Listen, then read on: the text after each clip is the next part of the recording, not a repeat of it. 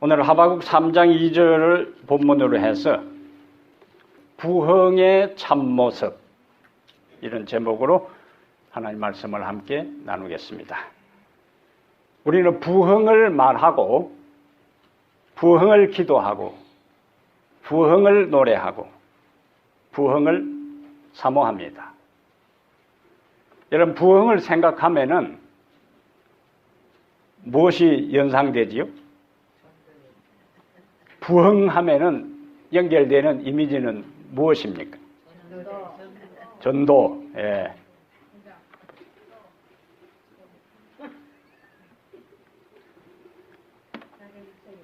부흥하면은 우리가 교인이 많이 증가한다. 그러면 사람들이 어떻게 이야기해요? 아, 그 교회 부흥되었다. 또 어떤 교회는 이제 문화교실을 열고 다양한 선교 활동을 하고 지역사회를 위해서 많은 봉사활동을 한다. 그러면 그 교회는 지금 부흥되고 있는 교회다. 교회를 건축하고 또 사회에 그럴듯한 사람들이 많이 자리를 차지하고 이전에 교회를 다니지 않던 사람들이 이제 교회에 나오고 할 때에 우리 일반적으로 아, 그 교회는 지금 부흥된다. 근데 우리가 생각하고 있는 부흥은 대부분 가시적이고 눈에 보이는 현상적이고 외행적인 것에 머물러 있는 경우가 많이 있습니다. 이러한 지금까지 우리가 나열한 것들은 부흥의 한 외행적인 현상일 수는 있지만은 성경이 말하는 본질적인 부흥에 대한 이야기는 아닙니다.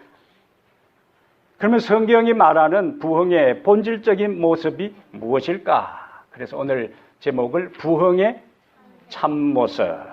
성경이 말하는 부흥의 본질적인 첫 번째 모습은 성령의 호소에 민감하게 반응하는 것입니다. 부흥의 본질적인 첫 번째 모습은 성령의 호소에 민감하게 반응하는 거예요. 우리는 사도행전에서 성령의 호소에 민감하게 반응한 사람과 민감하게 반응하지 아니한 사람의 예들을 살펴볼 수 있는데 민감하게 반응한 첫 번째 사람은 바로 우리가 잘 아는 사울입니다. 사울. 빌립보 3장 6절에서 예수님을 만나기 전에는 사울 자신이 어떤 삶을 살았다고 고백하냐면은 빌립보 3장 6절에 열심으로는 교회를 핍박하던 사람이다. 그 열심이 자신은 하나님을 위한다고 생각했던 거예요. 그런데 그 하나님을 위한다고 하는 그 열심이 무엇으로 나타났어요? 교회를 핍박하는 것으로. 사울에게 있어서 예수님은 이단의 총수였어요. 사울에게 있어서 예수님은 유대교의 근본 뿌리를 통째로 헐고 무너뜨리는 사람이었어요. 사울에게 있어서 예수님을 믿고 따르는 사람들은 나사렛 예수 이단의 괴수에게 미혹된 어리석은 사람들이었습니다. 누구에게? 누가 생각하기를요? 사울이 생각하기를. 그래서 그는 하나님을 위해서 유대교를 지키기 위해서는 이 예수를 따르는 사람들을 이 역사, 이 세상에서 다 제거해야만이 자신이 지금까지 신봉하고 속해 있던 유대교를 잘 지킬 수 있다고 생각한 거예요. 그래서 그리스도인들을 체포하고 구금하고 죽이는 일에 앞장섰어요. 그러다가 그리스도인들을 잡아 예루살렘으로 끌고 오기 위해서 다메섹에 가던 길에서 예수님을 극적으로 만납니다. 그리고 그는 후에 아그리빠 왕 앞에서 신문받을 때에 예수님께서 자신에게 무슨 말씀을 하셨는지를 그가 고백을 하고 있는데 사도행전 26장으로 가보겠어요. 사도행전 26장. 바울이 자신의 회심이 얼마나 극적이었기에 사도행전에 바울 회심에 대한 스토리가 전체 28장 가운데 몇 번 정도 나올까요? 바울이 자신의 회심한 이야기가 바울의 회심한 이야기가 사도행전에 몇 번 정도 나올까요? 내년에 또 읽어야 돼, 그래, 성경을. 9장에 나오고 22장에 나오고 26장에 나옵니다. 몇 번 나와요? 세 번 이제. 그러면 세 번이나 바울의 회심에 대한 이야기가 나온다는 것은 뭘 의미할까요? 그만큼 바울의 회심이 이 선교 역사에 있어서, 기독교 역사에 있어서 중요한 장면이다 하는 것을 우리에게 강조해 줍니다. 26장 15절에 그가 지금 베스도와 아그리빠 앞에서 자신의 신앙을 지금 간증하면서 이렇게 이야기를 해요. 15절에 예수님께서 이제 뭐라고 말씀하시는가? 내가 대답하되 주님 누구시오니까 주께서 이르시되 나는 네가 박해하는 예수라. 근데 바울은 지금 예수님은 하늘에 계시는데 나는 나를 따르는 그리스도인들을 박해하는 그렇게 이야기하지 않고 나는 네가 박해하는 예수라. 이러한 예수님의 표현을 우리에게 뭘 알려줄까요? 예수님을 믿고 따르는 사람들이 당하는 모든 것들, 예수님을 따르는 사람들에게 어떻게 대접하고 취급하느냐 하는 것이 곧 바로 예수님 자신에게 하는 것으로 받아들이는 거예요. 그래서 나는 네가 박해하는 예수라. 일어나 너의 발로 서라. 내가 내게 나타난 것은 바울에게 나타난 예수님의 목적을 이야기합니다. 네가 나를 본 일과 장차 내가 네게 나타날 일에 너로 종과 증인을 삼으려 함이니. 그러면서 이제 구체적인 역할을 그에게 이야기합니다.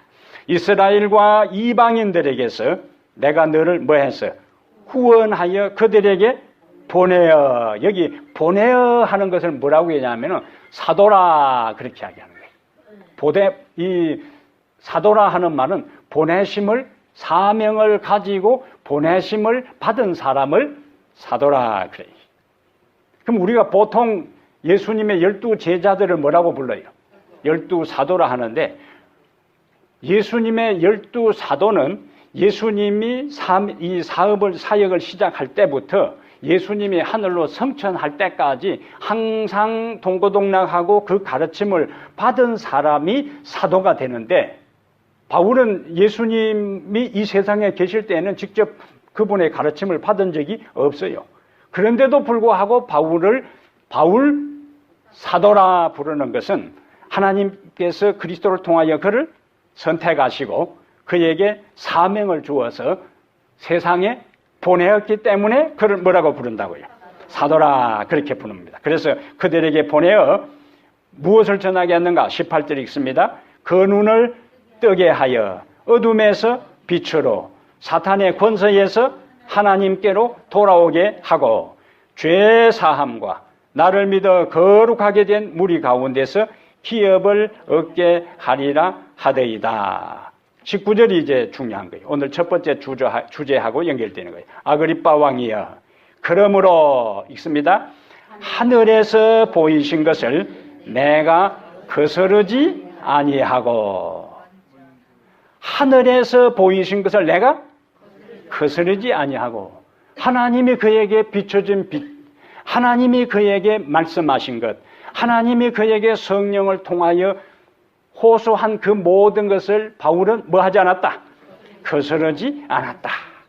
그 말은 성령에 그는 민감하게 반응했다 그겁니다. 그런데 동일한 본문에서 27절부터 보겠어요. 성령의 호소를 묵살하고 무시하고 거절하고 마음을 닫은 한 사람이 나오는데 26절에 여기 아그리빠 왕이 등장합니다. 아그리빠 왕이여, 선지자를 믿으시나이까? 믿으시는 줄 아나이다. 근데 그 반응은 그럼 내가 믿는다 이렇게 나와야 되는 거죠.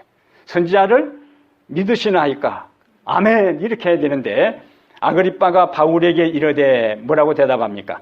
네가 적은 말로 나를 권하여 그리스도인이 되게 하려 하는도다. 그 말은 뭘 의미합니까? 그가 그 바울이 전한 호소를 거절한 거예요. 그러면 아그리빠 왕의 아버지가 누구일까요? 그래서 교회 열심히 다녀야 되는 거예요, 이제. 아그리빠 왕은 우리가 헤롯 아그리빠 2세라 하는데, 이 아그리빠 왕의 아버지는 사도행전 12장에 나오는 예수님의 제자 야고보를 처형한 그 헤롯 왕이 이 여기에 나오는 아그리빠 왕의 아버지입니다. 그리고 그 헤롯 왕은 백성들 앞에서 연설을 했을 때에 백성들이 환호성을 지르면서 이것은 사람의 소리가 아니고 신의 소리라고 막 이야기를 했어요. 그러니까 이 아그리빠 왕이 자기가 자신을 신으로 내세우지 않아도 백성들이 그 연설을 듣고 감동을 받아 이 김정은이 북한에 그 김정은이나 김일성이 하면은 일어나가지고 쫙 박수 치는 것처럼 그렇게 하니까 너무 기분이 흡족해서 하나님께 돌려야 할 영광을 그가 받았어요. 그때에 하나님께서 그에게 진노해서 벌레가 먹어서 곧 죽었습니다. 그러면 여기에 나오는 26장에 바울하고 지금 대면해서 대화를 나누고 있는 이 아그리빠는 그가 몇 살 때 자기 아버지가 죽었는지는 모르지만은 어쨌든 아그리빠가 있다는 이야기는 자기가 태어나고 난 다음에 이야기거든요. 유복자든지 간에 어쨌든 자기 아버지가 어떻게 죽었는지에 대한 이야기는 알고 있었을 것이다. 우리 아버지가 죽은 이유는 하나님을 제대로 섬기지 않고 교만하고 하나님의 기별자를 죽인 그 벌로 죽었다는 사실을 알고 있었을 거예요. 그러면 지금 바울이 그에게 선자를 믿으시나이까 믿으시는 줄 아나이다 할 때에 아멘 하면서 그걸 받아들여야 되는데 야 너가 뭐 짧은 시간에 나를 권면해가지고 나를 뭐 하려고 한다고? 예수 믿게 하려고 한다 하고는 아주 그것을 그냥 그 자리에서 바로 이런 지하에 거절하게 됩니다. 자신의 아버지의 최후를 알고 있고 그럼에도 불구하고 하나님은 그에게 또다시 자기 아버지와 같은 길을 걷지 않도록 무엇을 주신 거예요? 기회를 주신 거예요. 그런데 그는 자신에게 주어진 그 기회를 그는 거절하게 됩니다. 하늘이 그에게 준 천재일우의 기회를 그는 눈앞에서 묵살해버려요. 그는 죽을 때까지 예수님을 받아들이지 않고 죽습니다. 여기는 그 사람 아멘을 하면 안 되죠. 네. 부조와 선지자 269페이지에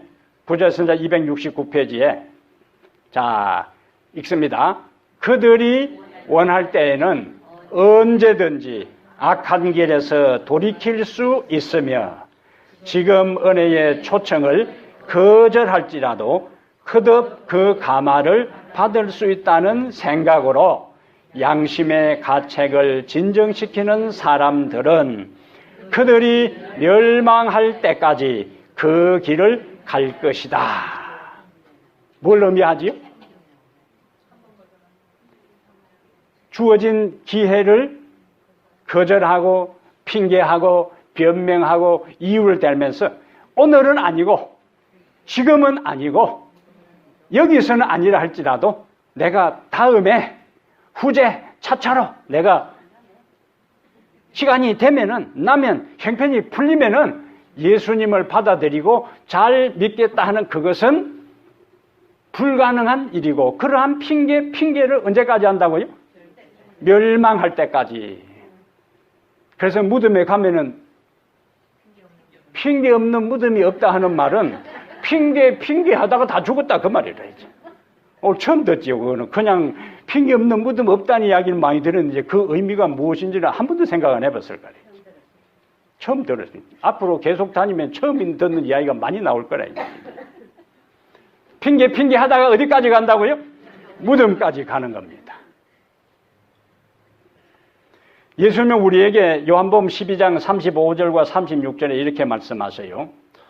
아직 읽습니다. 아직 잠시 동안 빛이 너희 중에 있으니 빛이 있을 동안에 다녀 어둠에 붙잡히지 않게 하라. 어둠에 다니는 자는 그 가는 곳을 알지 못하니라. 너희에게 아직 빛이 있을 동안에 빛을 믿으라. 그리하면 빛의 아들이 되리라. 아멘. 여기 중요한 단어는 잠시 동안입니다.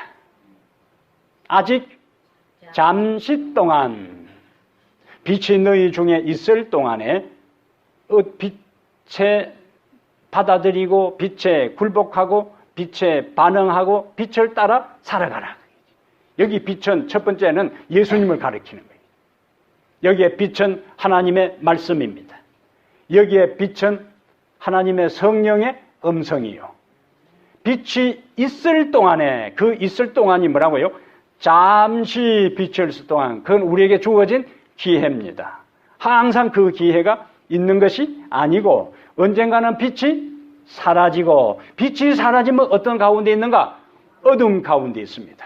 빛이 사라지면은 갈 길을 잃어버려요. 빛이 사라지면은 방향을 상실합니다. 빛이 사라지면은 내가 지금 어디에 있고 어떤 상태에 있는지를 몰라요. 빛이 있어야만이 내가 어디에 있으며 어떤 상태에 있으며 어디로 가야 하며 무엇을 해야 할지를, 무엇이 있을 동안에, 빛이 있을 동안에 알 수가 있어요. 근데 그 빛은 언젠가는 사라지는 거예요. 히브리서 3장 7절로 가보겠어요. 히브리서 3장 7절 8절에 바울은 우리에게 이렇게 권면합니다. 히브리서 3장 7절, 성경 가져온 것은 들고 다니는 게 아니고 찾으라 그겁니다. 그래서 가끔 맛배기를 앞에서 보여주고 나머지는 찾게 하는 거예요. 안 그러면 성경도 안 들고 다니거든요. 자, 그러므로 찾으셨어요? 성령이 이르신 바와 같이 오늘 너희가 그의 음성을 듣거든 광야에서 시험하던 날에 거역하던 것 같이 너희 마음을 완고하게 하지 말고. 15절 다시 봅니다.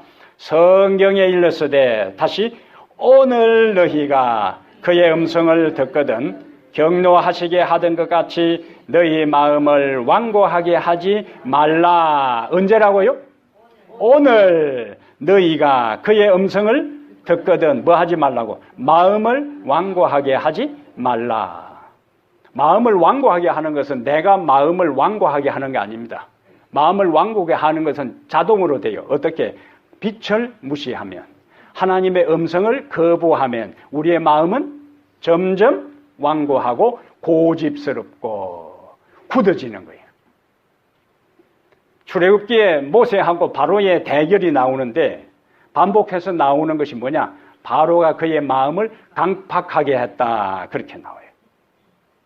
바로 스스로가 마음을 강팍하게 한 것이 아니고 하나님께서 모세를 통해서 주어진 그 말씀을, 하나님의 경고의 기별을 그가 거부하고 거절하고 무시하고 묵살하는 것이 반복되면서 그의 마음도 점점 굳어지고 완고해지고 고집스러워지고 강팍해진 거예요. 그리고 그는 최후를 마친 겁니다. 부흥의 참모습은 하나님의 말씀에 반응하는데 언제 반응하라고요? 여기에 뭐라고 했어요? 오늘 너희가 그의 음성을 듣거든 마음을 완고하게 하지 말라. 하나님은 매 순간순간 우리에게 다양한 방법으로 우리에게 말씀하세요. 하나님은 매 순간순간마다 우리에게 여러 형태로 빛을 비추십니다. 그것은 어떤 때는 내가 성경을 읽을 때에, 어떤 때는 뉴스를 볼 때에, 다른 경건한 사람과 대화를 할 때에, 오늘처럼 함께 하나님 앞에 나와 예배를 드릴 때에 내 모습과 하나님의 말씀을 우리에게 깨우쳐 주시고 빛을 비춰주시는 거예요. 언제? 오늘 바로 지금 여기서 하나님께서 우리에게 말씀하실 때에 그 음성에 반응하고 그 말씀에 귀를 기울이고 그 빛에 굴복하게 되기를 바랍니다. 그러면 우리는 마음이 점점 완고하고 고집스럽고 굳어져서 바위처럼 되는 것이 아니고 점점 우리의 마음은 부드러워져서 살처럼, 어린아이의 살처럼, 어린아이의 살, 예? 생각만 해보자. 보들보들한 살처럼 우리의 마음도 어떻게 된다고요? 보들보들해진다는 이야기야. 보들보들해지는 거예요.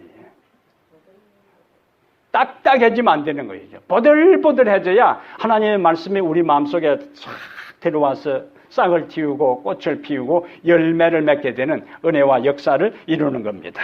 이 부흥의 경험을 오늘 바로 지금 여기서 경험하게 되기를 축복합니다. 두 번째 부흥의 참모습은 변화된 삶을 사는 거예요. 부흥의 참모습은 변화된 삶을 사는 거예요. 사복음서에 등장하는 예수님의 제자들의 모습은 변화되지 못한 사람들의 모습이에요. 사도행전에 나오는 제자들의 모습과 사복음서에 나오는 제자들의 모습은 완전히 대조적인 모습입니다.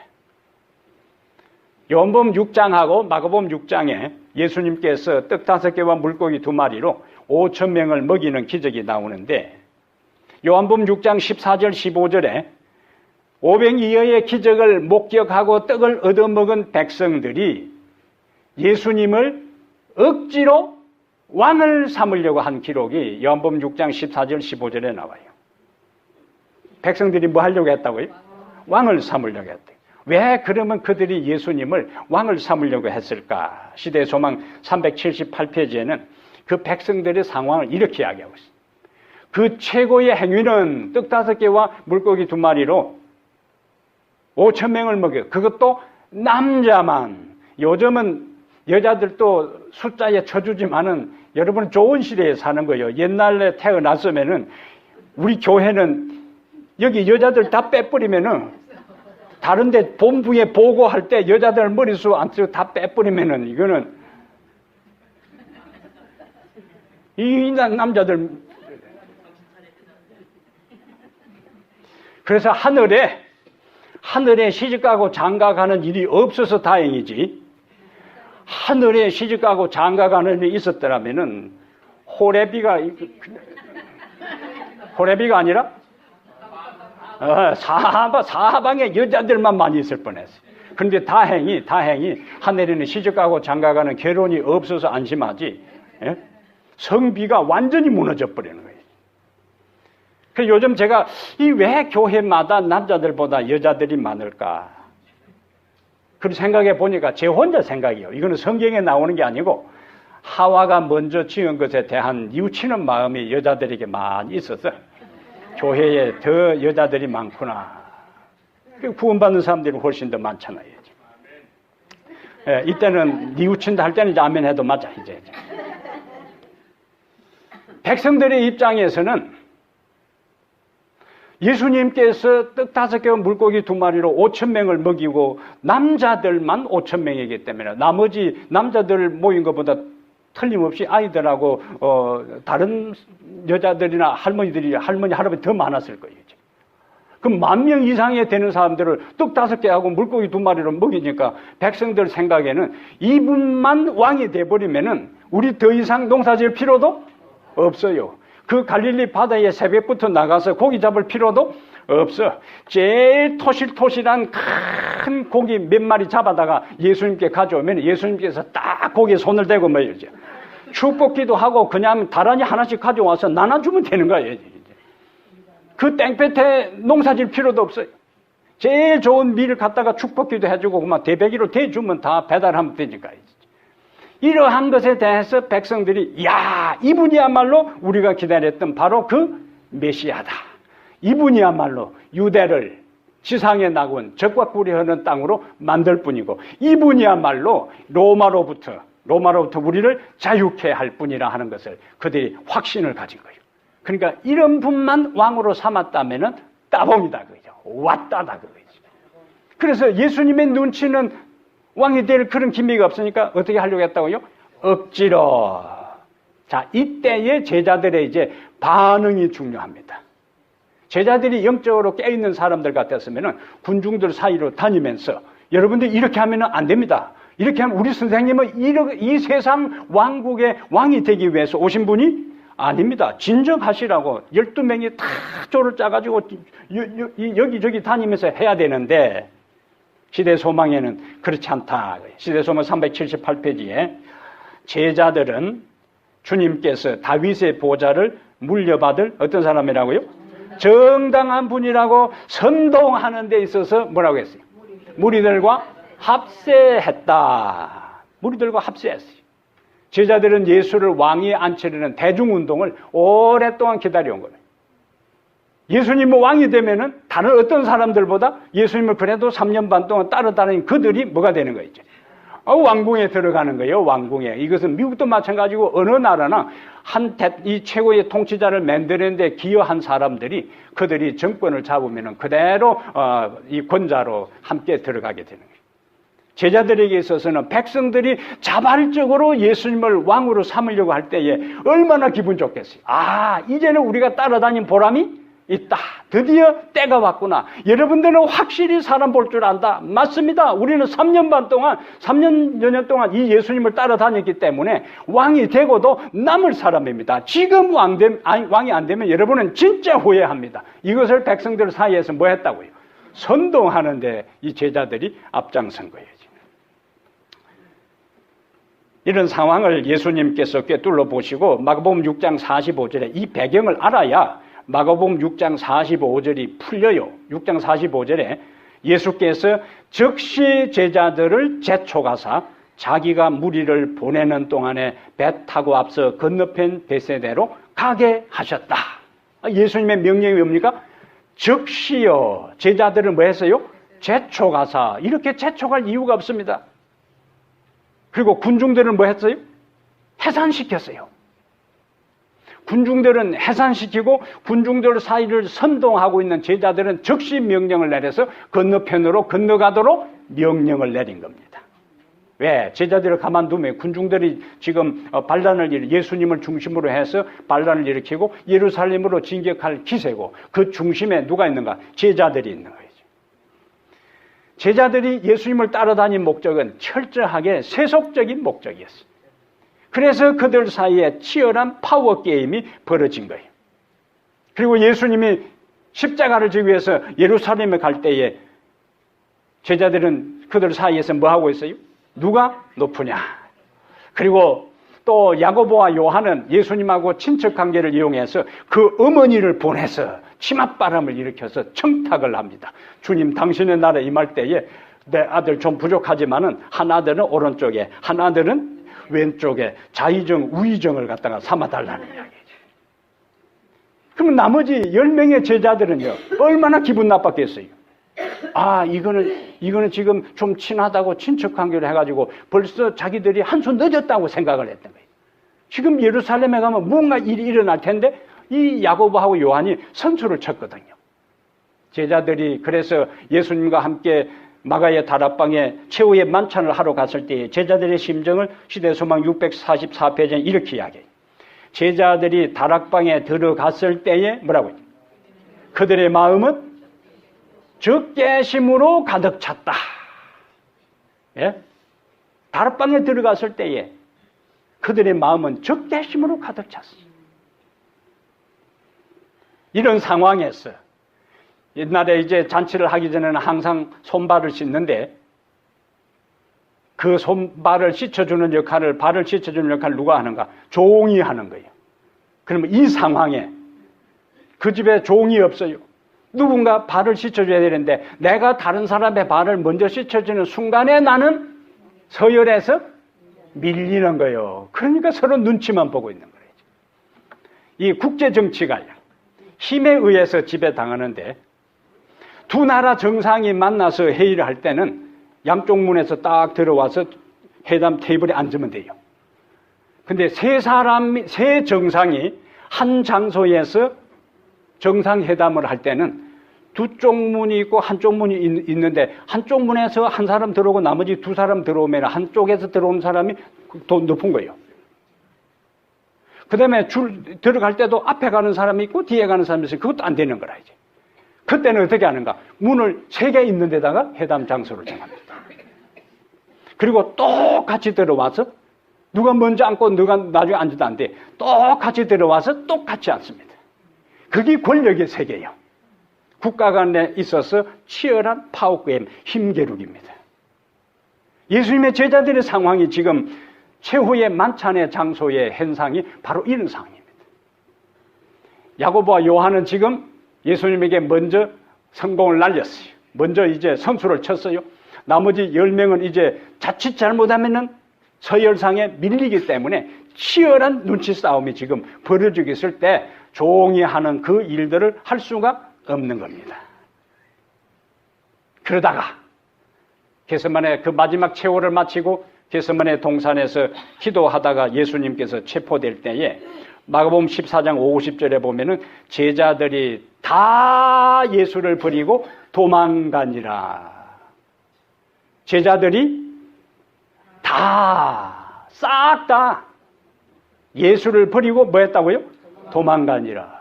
그런데 그 도망간 그 사람들이 베드로뿐만 아니라 모두가 다 뭐라고 했어요? 예수님 오늘 밤 너희들이 다 나를 부인하고 도망가리라 할 때에 베드로뿐만 아니라 모든 제자들이 똑같이 우리는 절대로 예수님을 버리고 도망가지 않겠다고 했던 그 사람들이 다 예수를 버리고 도망가죠. 위기 앞에서 어느 한 사람, 어느 제자도 예수님 곁을 지킨 사람은 없었습니다. 부흥을 경험하기 전에 제자들의 모습이요. 그런데 오순절 예수 성령을 받고 난 다음에 그들은 완전히 달라집니다.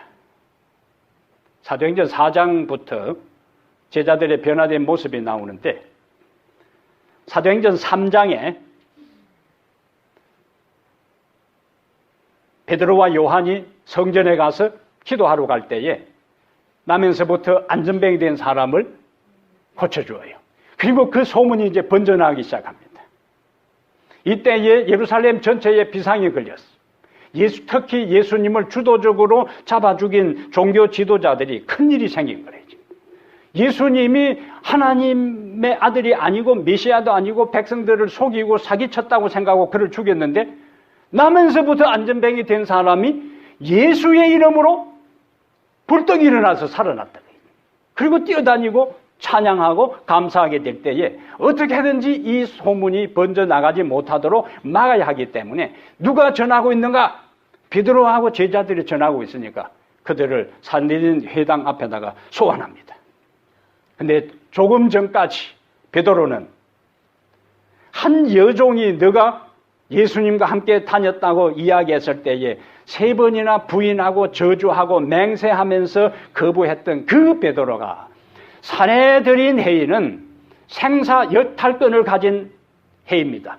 베드로에게 사형을 선고한 베드로는 죽는 것이고 감옥에 넣으면 감옥에 들어가야 되는 것이고 그런데 그 앞에서 베드로는 너희가 죽인 예수 그리스도를 하나님이 살리셨고 우리는 그의 증인이고 이 사람이 살아나고 회복된 것도 그 나사렛 너희가 죽인 나사렛 예수의 능력으로 살아났다고 담대하게 이야기하는 능력의 종으로 변화되고 변모된 역사를 우리는 볼 수가 있는 거예요. 좀 전까지의 상황과 지금의 상황은 완전히 달라졌어요. 정록기나 57페이지에 만일 우리 마음이 하나님의 성령으로 말미암아 새로워졌을 것 같으면 그 다음에요 우리 생애가 그 사실을 증명하게 될 것이다. 우리의 생애는 우리 마음에 하나님의 은혜를 간직하고 있는 여부를 드러낸다. 변화는 우리 품성과 습관에 나타나게 될 것이다. 변화가 어디에 나타난다고요? 우리 품성과 습관에 나타나게 될 것이다. 그리하여 과거와 현재 사이의 차이가 분명하고 확실하게 드러나게 될 것이다. 여러분이 예수를 믿기 전에 여러분의 모습과 예수를 믿고 난 이후에 여러분의 모습, 우리의 모습, 여러분의 모습이라 안 하고 우리의 모습이라 하는 이유가 있어요. 내도 포함시켜가지고 해야지. 그 다음에 예수를 처음 믿을 때의 우리의 모습과 신앙생활을 하고 난 이후에 현재의 모습이 어떻게 돼야 된다는 얘기죠? 달라져야 된다는 이야기죠. 차이가 있어야 된다는 거예요. 성경에 예수 그리스도는 어제나 오늘이나 영원토록 동일하지만은 우리는 영원토록 동일하면 안 돼요. 우리는 끊임없이 하나님 안에서 뭐 해야 되는가? 변화돼야 되는 거예요. 근데 항상 제가 이야기합니다. 인간은 하루하루 변화되든지 변질되든지 둘 중에 하나라고. 하나님의 성령이 우리 안에 있으면 우리는 변화되고, 하나님의 성령이 우리 안에 역사하지 아니하면 우리는 변질되는 겁니다. 마가복음 12장에 변화되지 아니하고 하나님의 영이 거하지 아니할 때에 어떻게 되는가? 자, 한 사람이 마음속에 예수를 믿지 않다가 그럼 예수를 받아들였어요. 근데 그 예수 성령에 계속 굴복하지 아니했을 때에 빈집이 되었어요. 빈집이 되었어요. 그런데 귀신이 돌아다니다 보니까 자기가 옛날 살던 집이 빈집이라, 빈집. 그런데 혼자 들어오는 것이 아니고 7 귀신을 데리고 왔으니까 8명의 귀신이 그 사람에게 달라붙은 거예요. 그러니까 나중 형편이 처음보다 더 심해지더라 그랬습니다. 그러므로 우리가 예수 그리스도를 믿는다고 하면서 우리 속에 하나님의 영이 자리 잡고 거하지 아니하면, 변화되지 아니하면 우리 속에 있던 귀신이 나갔다가 혼자 들어오는 것이 아니고 동네방네 돌아다니는, 집 없이 돌아다니는 떠들이 홈리스 귀신들 다 데리고 들어오는 거예요. 예? 그럼 망하는 거라, 망하는. 그게 변질된 겁니다. 변질. 하나님의 영이 거하는 사람을 뭐라고 하는가? 하나님의 성전이라 그러고, 하나님의 영도 악이도 이 악령도 거하지 않은 것은 빈집이라 그러고, 그 다음에 하나님의 성령이 잠깐 거했다고 한 것은 내 집이라 그렇게 하는 거예요. 그래서 마귀가 나갔다가 내 집 다시 들어오잖아요. 혼자 안 들어와요. 예수 믿는 사람이 제대로 안 믿으면은 귀신이 혼자 들어오는 것이 아니고 제 친구 동네방네 돌아다니는 친구들 다 데리고 들어온다니까. 그래서 어떻게 돼요? 변화되는 것이 아니고 변질되는 거예요. 이 심각한 이야기를 오늘 하고 있는데 듣는 사람이 심각하게 안 듣고 있네 지금. 이게 무슨 이야기라고요? 지금 심각한 이야기를 해야 돼. 귀신 8명이 달라붙는다니까. 8명이 한두 명도 아니고. 어떻게 하는 사람? 하나님의 영에 반응하고 변화를 경험하지 아니할 때에 그렇게 되는 겁니다. 그러므로 우리는 매일 매순간 내 안에 하나님의 영이 거하신지를 점검하고 매일 매순간 그 하나님의 영에 반응하고 살아갈 때에 우리의 삶의 모습이 달라지게 돼요. 그래서 생애입이 125페이지에는 이렇게 말씀했어요. 그리스도를 따르는 자들은 더 이상 과거에 하던 것과 같은 행동을 하지 않을 것이다. 그들은 믿음으로 예수님의 발자취를 따라갈 것이다. 그리스도를 따르는 자들은 전에 싫어하던 것을 좋아하게 되고 전에 좋아하던 것을 싫어하게 될 것이다. 교만한 자들은 겸손하게 되고 어리석은 자들은 지혜로워지고 불순한 자들은 순결해진다. 이게 뭐냐? 변화요, 변화. 오늘 하나님의 영을 통해서 우리의 생애에 이와 같은 부흥의 역사, 변화가 있게 되기를 축복합니다. 세 번째로 부흥의 참모습은 성령에 이끌려 순종합니다.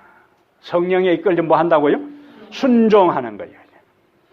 바벨론 느부갓네살 왕이 유다를 정복한 다음에 그곳의 통치자인 왕은 죽이든지 그 다음에 바벨론을 포로 잡아가요. 그리고는 총독을 유다 지역에 파견해서 유다 나라를 통치하게 합니다.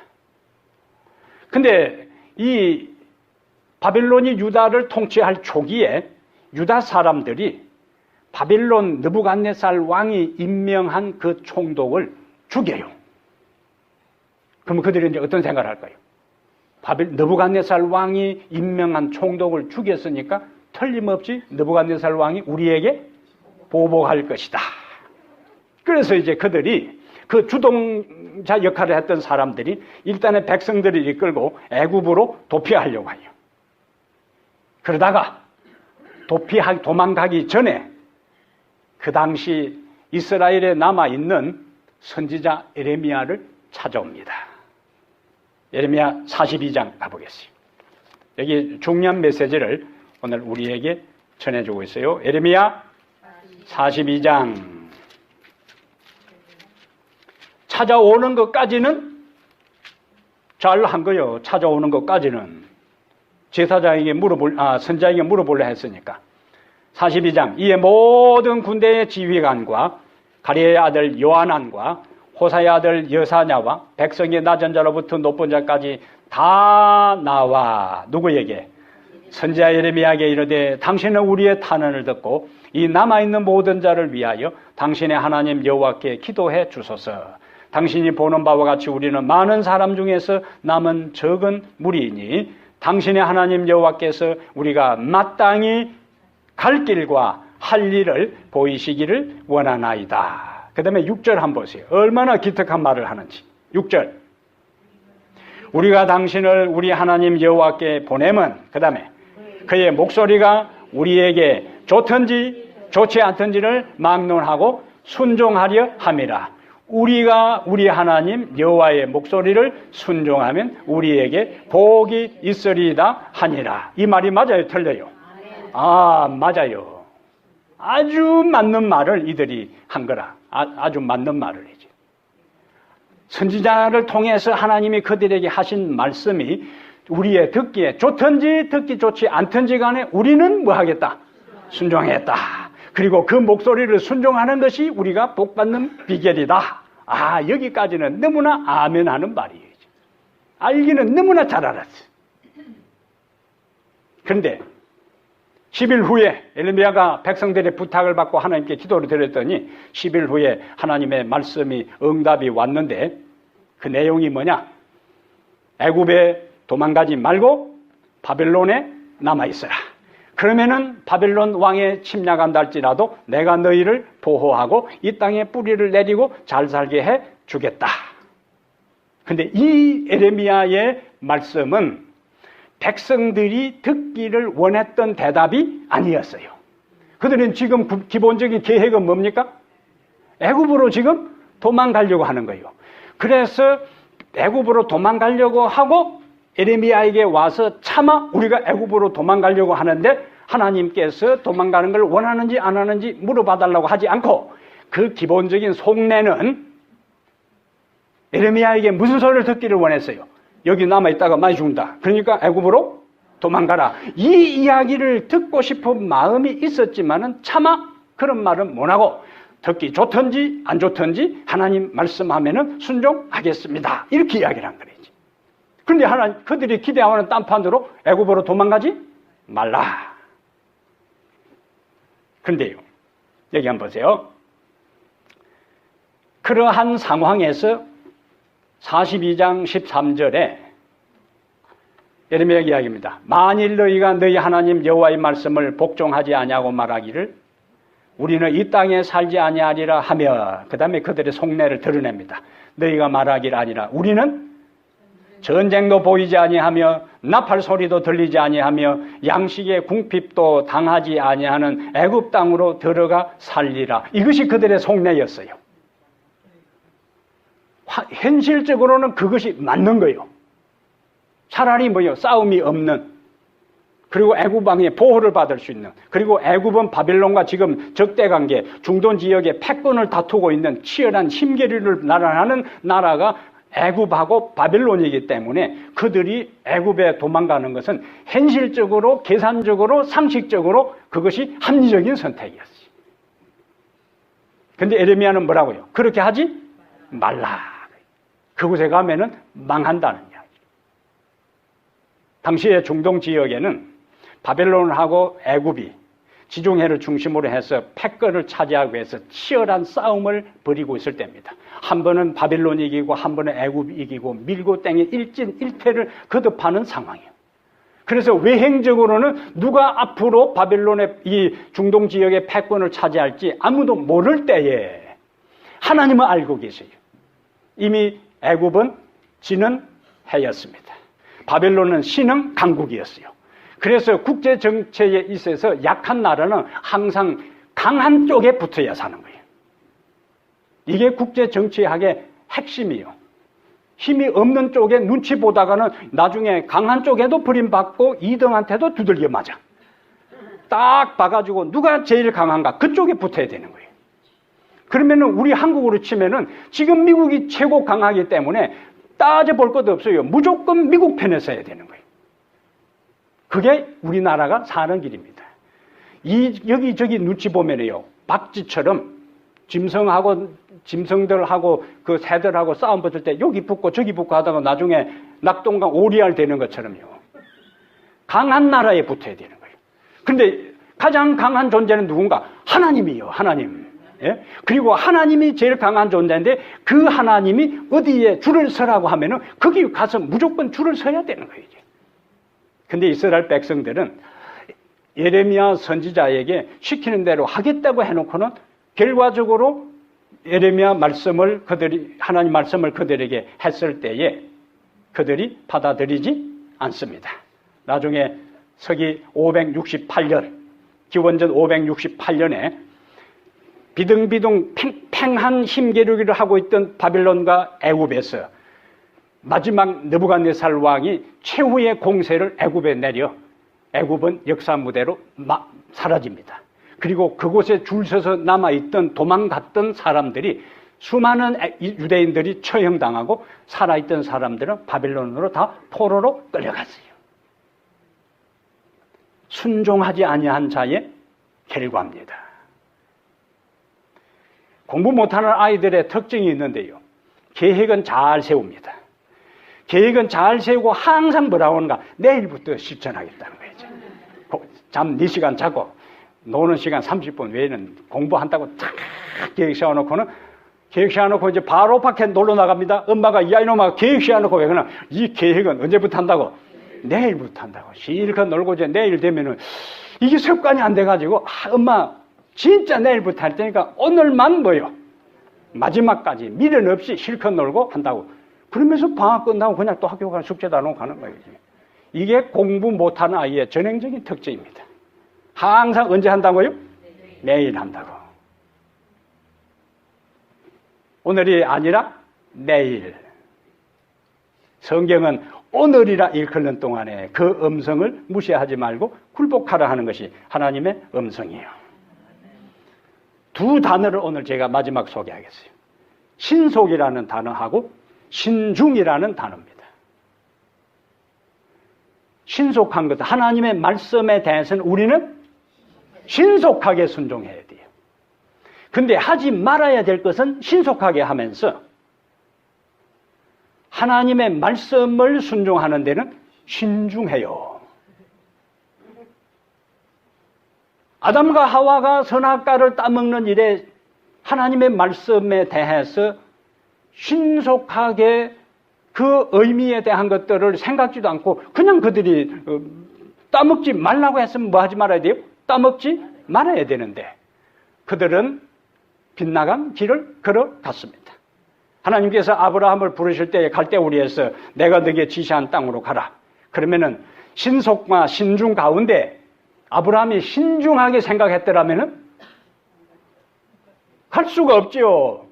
이것저것 다 신중하게 생각해 보세요. 갈 수가 없습니다. 그는 믿음의 조상이 될 수가 없어요. 하나님께서 가라고 했을 때 아브라함은 신중하게 반응한 것이 아니라 신속하게 반응했어요. 이스라엘 백성들이 가나안 땅 변경에 왔을 때에 하나님께서 가나안 땅은 약속한 곳이니까 너희들은 가나안 땅을 정복하라고 했고 12명의 정탐꾼을 보냈으면은 12명 전체가 보고를 하고 백성들은 어떻게 해야 돼요? 신속하게 어디로? 가나안 땅으로 올라가야만 했어요. 그런데 그들은 뭐 했어요? 신중하게 생각한 거예요. 신중하게. 하나님의 말씀에 순종하는 데는 신중이 아니라 신속이다. 신속이다. 그래서 오늘이라 그렇게 했어요. 오늘. 우리의 인생을 살아가는 데 있어서는 신중하고 난 다음에 딱 결정되면 신속하게 움직여야 되지만 하나님의 말씀에 있어서는 신중한 것이 아니라 신속하게 움직여야만이 우리의 인생의 축복이 이르러 오는 것입니다. 하나님의 말씀에 대해서 미루지 마시기를 바랍니다. 오늘 그러면 부흥의 참모습은 성령의 호소에 어떻게 한다고요? 민감하게 반응하는 거예요. 민감하게. 부흥의 참모습은 그 성령의 호소에 민감하게 반응해서 우리의 삶이 어떻게 되는 거예요? 변화되는 거예요. 변질은 악령이 역사하는 것이고 변하는 성령이 역사하는 것이고 성령의 임재에 굴복하지 아니할 때에 왕령이 돌아다니는 친구 7명까지 데려와서 8귀신이 달라붙는다는 거 오늘 기억하시길 바랍니다.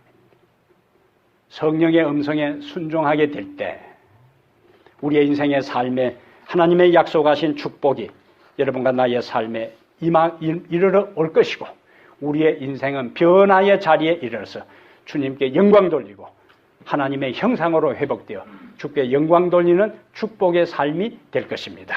우리 모두가 매일 매순간 성령의 호소에 민감하게 반응하고 변화된 삶을 살아 순종의 길을 걸어가는 하나님의 종들 되기를 주의 이름으로 축복합니다. 하나님 우리 아버지, 우리에게 부흥의 참모습을 깨닫게 해주시니 감사합니다. 외행적인 부흥, 현상적인 부흥이 아니라 성경이 말하는 참 본질적인 부흥의 의미를 우리가 제대로 깨닫게 하시고 그리고 그 부흥에 동참하도록 축복해 주시옵소서. 하나님께서 말씀을 통하여 성령을 통하여 끊임없이 우리에게 말씀하실 때에 나의 모든 모습을 드러내고 나의 빗나간 모습을 보여주고 나의 부족한 것을 깨닫게 해주고 내가 가지 말아야 할 길을 알려줄 때에 핑계하지 않게 하시고 머뭇거리지 않게 하시고 신속하게 돌아서게 해 주시옵소서. 우리 하나님, 우리의 삶이 변화되기를 원합니다. 성령에 굴복하는 자만이 변화의 역사를 경험할 수 있습니다.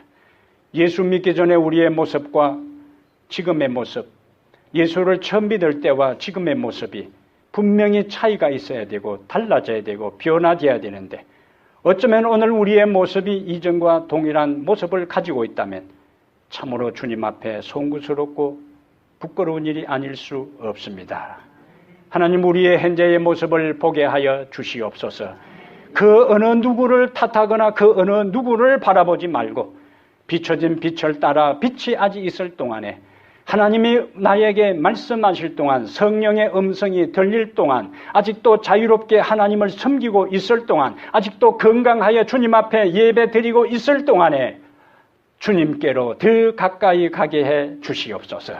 주의 말씀 앞에 신중한 것이 아니라 주님 말씀 앞에 신속하게 반응하여 순종의 길을 걸어가도록 도와 주시옵소서. 그래야 이곳에 머리 숙인 사랑하는 주의 아들과 딸들 한 사람 한 사람 부흥의 참모습, 부흥의 참된 경험에 이르게 하여 우리 하나님께 영광이 되고 우리 모두에게 기쁨이 되며 변화된 우리를 통하여 새로운 영혼들이 이 교회에 들어와 그들도 참된 부흥에 동참하는 역사를 이루게 하옵소서. 우리 주 예수님 이름으로 간절히 축복합니다. 아멘.